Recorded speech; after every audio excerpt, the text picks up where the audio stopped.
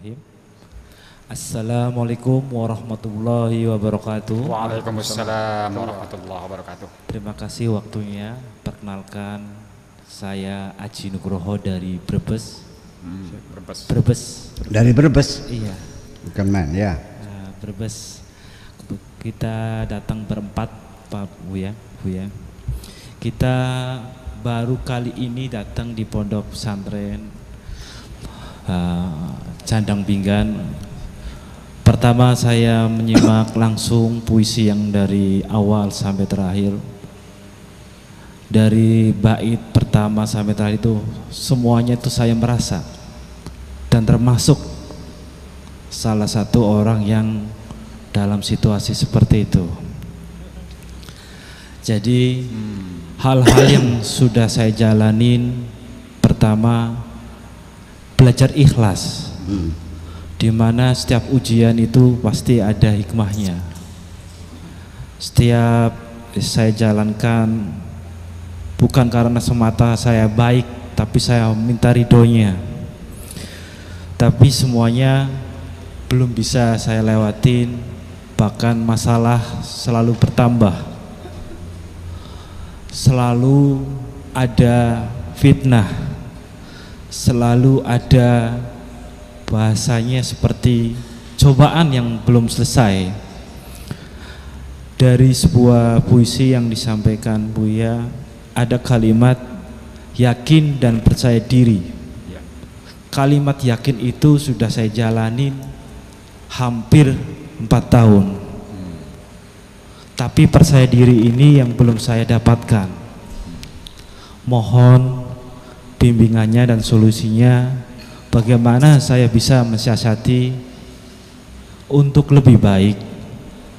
Masalah yang kedua, di mana setiap manusia pasti punya kesalahan. Mohon doanya biar saya pribadi dan kawan-kawan yang ada di sini diberikan syafaat dan pertolongan dalam setiap masalahnya. Pertanyaan terakhir, ini terkait dengan masalah keluarga. Keluarga adalah yang utama buat saya, tapi yang saya lakukan selalu salah dan selalu di mata masyarakat salah. Akhirnya saya belajar dari tempat ke tempat untuk menimba ilmu, dari pondok pesantren ke pondok pesantren. Semuanya sama, berbuat baiklah kepada orang tua. Tapi lain cerita, orang tua saya pribadi belum bisa melihat kebaikan apa yang saya lakukan. Semoga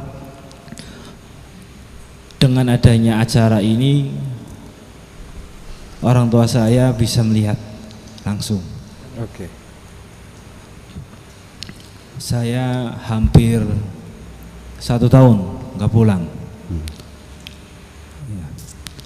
Saya salah satu tugas di beberapa wilayah masuk dalam sektor pemerintahan, tapi orang tua tidak bisa menerima apa yang saya lakukan buat kebaikan masyarakat. Saya salah satu tugas di Buser.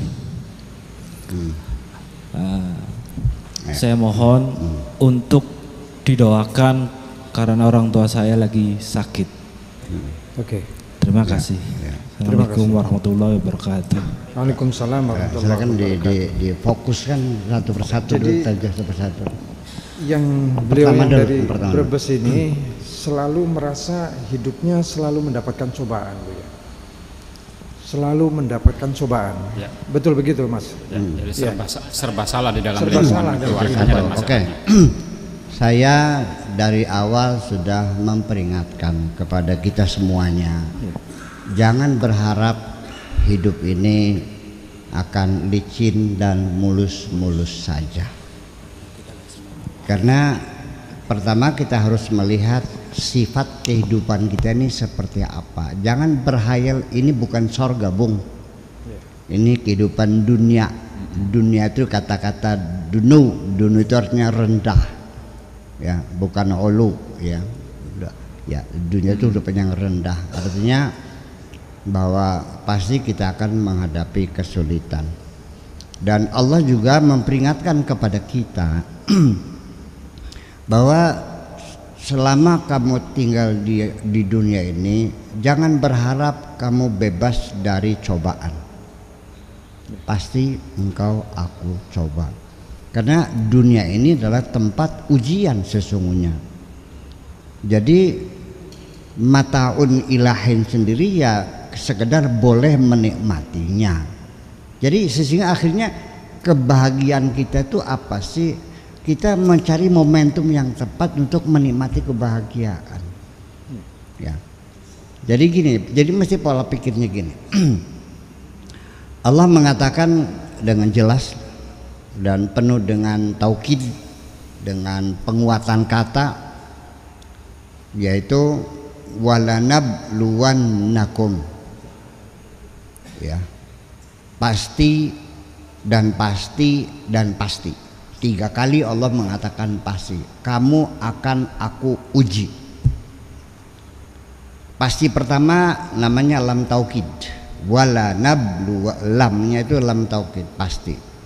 Kemudian walanabluwannakum, nun taukid thaqilah, itu terdiri dari 2 nun taukid khafifah, artinya pasti dan pasti.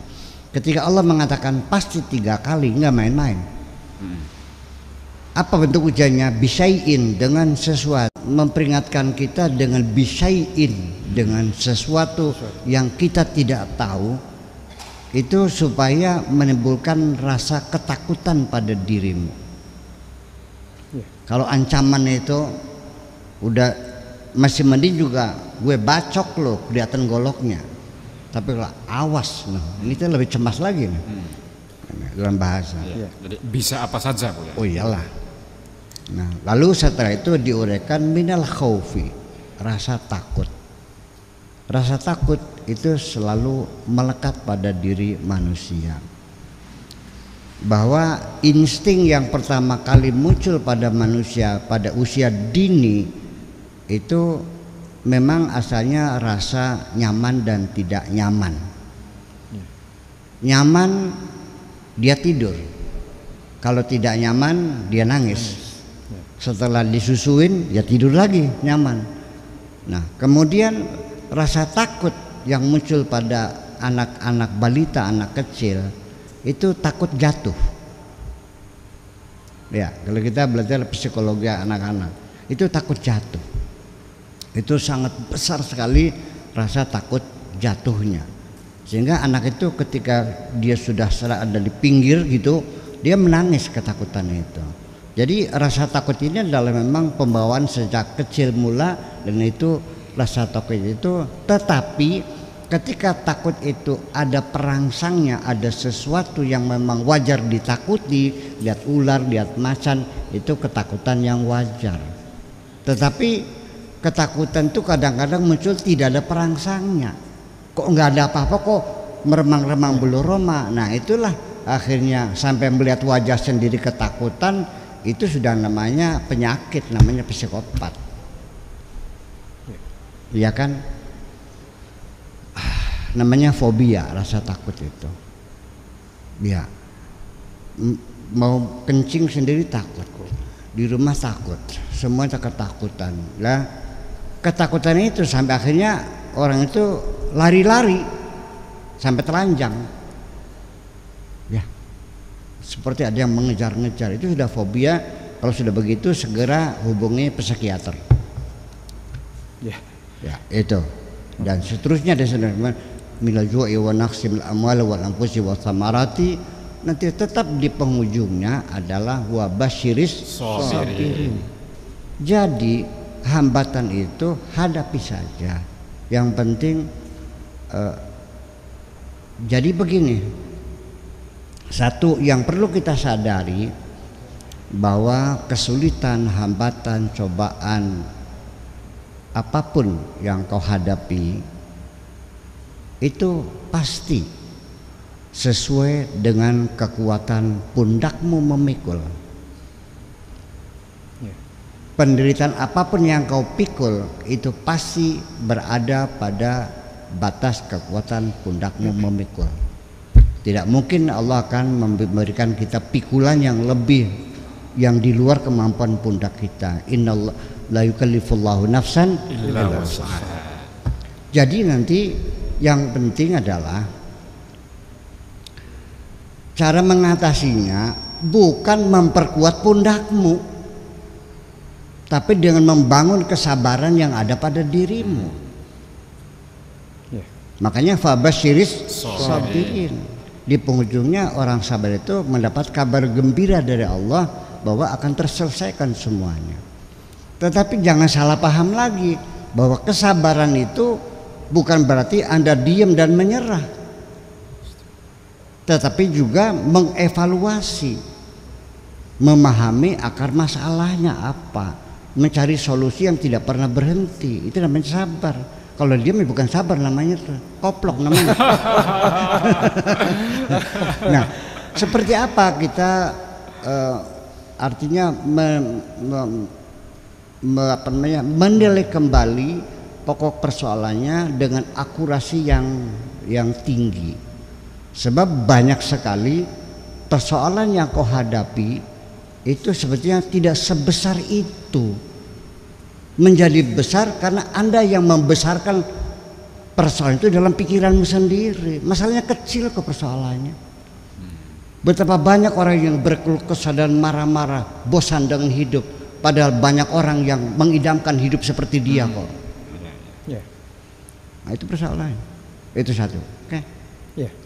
Yang kedua, yang kedua ini beliau ini Bu ya, selama dalam kegamangannya merasa selalu mendapatkan cobaan ini, beliau ini minta saran dari beberapa orang motivator maupun kiai ya, sehingga beliau ini mengatakan yakinlah, iya, dan percaya dirilah, iyalah, membangun kepercayaan diri. Iya. Tapi persoalannya begini Bu ya, keyakinannya sudah dilakukan selama 4 tahun, tetapi percaya dirinya inilah yang sampai sekarang belum terbangun, belum terbawa. Oleh karena itu saya minta yang nyaman-nyaman sajalah menghadapi cobaan ujian itu. Sebab itu juga perlu. Tanpa kita menghadapi ujian cobaan, kita tidak bisa menghargai kebahagiaan kita. Baru kita merasa nikmatnya punya mata setelah kita pernah sakit mata.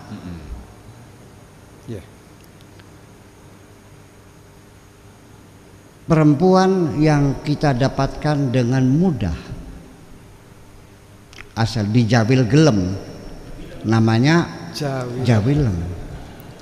Kebahagiaannya sangat tipis sekali, tetapi ketika kita memperolehnya dengan perjuangan yang keras, masyarakat melawan, orang tua menolak, sampai kita puasa 40 hari kayak Baridin.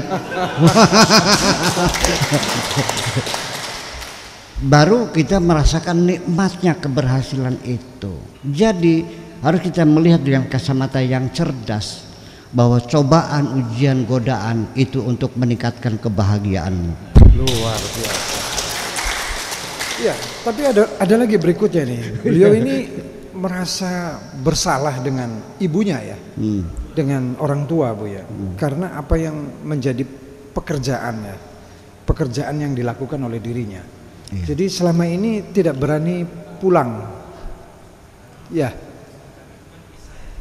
Oh gitu ya. Oh cerai ya. Iya. Ibunya bercerai. Iya, ibunya bercerai. Itulah persoalan tadi kita. Iya. Jadi termasuk ke dalam sudah termasuk ke dalam. Beginilah. Termasuk objek. Sekarang beginilah. Allah akan melihat niatmu. Iya. Pertama. Adapun action adalah kedua. Iya. Kalau niatmu baik, kalau berakibat tidak baik, tetap Allah melihatnya kebaikan. Karena kebaikan itu kebaikan hati. Ya, Allah katakan, yauma la yanfa'u malu wala banun illa man atallaha biqalbin salim. Yang ini kebaikan hati, bukan kebaikan perbuatan kita. Itu satu. Kemudian yang kedua, Anda ingin membahagiakan orang tua. Itu niat yang baik. Ingin menyenangkan orang tua. Saya kira itu sudah seorang anak yang soleh ya, kalau sudah ingin menyenangkan orang tuanya. Tetapi itu juklak dan juknisnya harus diperjelas dulu.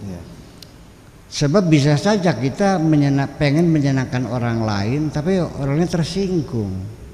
Kita punya niat baik, ini ada baju-baju bekas kita kumpulin, maksudnya ingin menyenangkan tetangga, kasih tetangga. Ternyata tetangganya tersinggung dan marah. Dilemparkan, lu kira gue orang melarat? Kalau terjadi itu kemana? Kita seringkali ingin menyenangkan orang, malah orangnya tersinggung. Iya kan? Ya. Nah, ini apa yang terjadi? Makanya kita kembali. Kalau kita Anda ingin menyenangkan saya, ya pertama-tama Anda harus tahu apa yang menjadi kesenangan saya dong. Ya. Anda beli baju untuk menyenangkan saya, beli di toko baju. Tahu nggak warna apa yang didominasi menjadi gembaran saya? Warnanya apa? Coklat, biru. Anda beli bajunya warnanya hijau, yang nggak saya pakai. Sebab hijau tuh setelannya susah loh. Iya. Pakai topi hitam ya nggak cocok dengan hijaunya. Pakai topi putih ya kayak klepon. Itu. Kemudian ngasih rokok. Rokok apa saya? Surya. Nah, tiba-tiba datang bawa rokoknya rokok di Samsu. Ya yang ngerokok Mang Mudi. Nah, itulah makanya mungkin kesalahan Anda mengevaluasi. Kalau dia pengen menyenangkan orang tua, cobalah diamati dulu apa yang kira-kira menyenangkan orang tua.